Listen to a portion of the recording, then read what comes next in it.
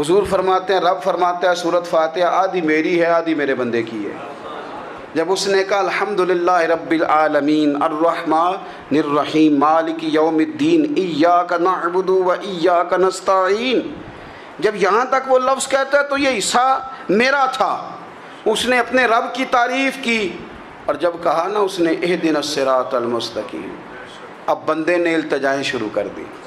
اس نے کہا کہ مالک بھی تو ہے، رحمان بھی تو ہے، رحیم بھی تو ہے، عبادت بھی تیری کرتے ہیں تو مدد بھی تو تجھی سے مانگنی ہے نا۔